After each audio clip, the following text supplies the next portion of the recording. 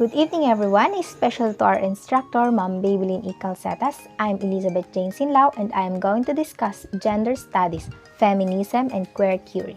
Before dwelling into the proper discussion, let me present first the objectives. Objectives: at the end of this video presentation, learners will be able to: first, know what is gender studies; second, know what is feminism; and third, know what is queer theory.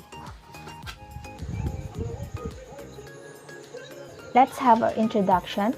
An issue about who is dominant when it comes to gender echoed from the past few years. Some history shows that men are dominant over women. However, through the years, this issue arises more because it's now not only an issue between men and women, but the other gender as well that exists. That's why there's a lot of gender studies emerge too. Let us first know what is gender studies. Gender studies develop alongside and emerge out of women's studies, which consolidate as an academic field of inquiry in the 1970s. It is a study of conflict between genders. It asks what it means to make gender salient, and its primary concern is the manner in which gender and sexuality is discussed. So, gender studies are the studies about genders. It includes how different genders differ in terms of ability, labor, class, experience, and access to resources. Based on my understanding, gender studies began because of women. Maybe as time goes by, women realize that they have to take action too, and they can take action too. Since in the past it is normal that men are perceived to be the dominant one, maybe women started to see that they can do what men can do as well, and that's why gender studies emerge. Let's now proceed discussing one theory about gender. Feminism promotes that all genders have equal rights and opportunities.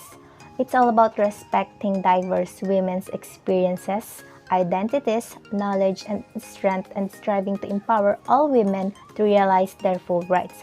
It's about leveling the playing field between genders and ensuring that diverse women and girls have the same opportunities in life available to boys and men. Feminism doesn't mean one person's experiences are more important than another.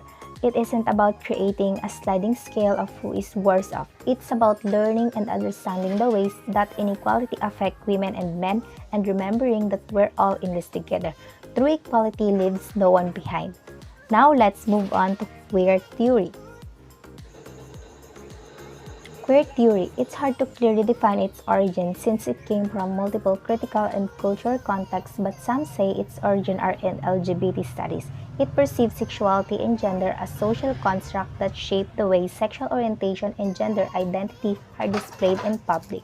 From the word queer, queer theory means a view where there's a sexual or romantic attraction to members of one's own sex, or in another term, with the same sex. Queer theory emphasizes the fluid and humanly performed nature of sexuality. It questions socially established norms and dualistic categories with a special focus on challenging sexual, which means whether he's heterosexual or homosexual, gender, which means male or female, class, which means rich or poor, and racial, which means white or non-white classification.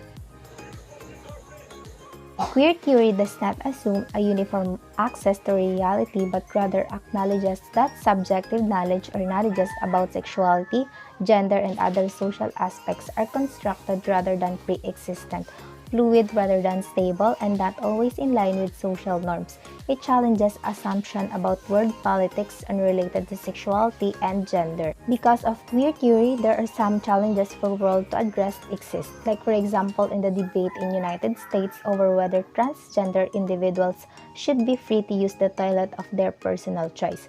The status of sexuality and gender politics in international relations has clearly been elaborated via cases such as this, which can quickly transcend domestic politics and enter the international realm. In addition, it has also impacted apparently unrelated policies such as defense policies, healthcare, and labor market regulations, and this created new avenue for the reconstructions of conventional international relation or IR concepts. It aims to deconstruct established simplistic binaries. Queer theory offers significant avenue through which to deconstruct and then reconstruct established international relation concepts and theories. Here's my conclusion. There is more variation among people than between the gender. All we have to do is communicate well and express opinions with all respect. Think of the betterment of all and not for the sake of own self. Here are the references I use in creating the content of my presentation. Again, I'm Elizabeth Jane Sinlao from Beside English 3B. I hope you learned from my presentation.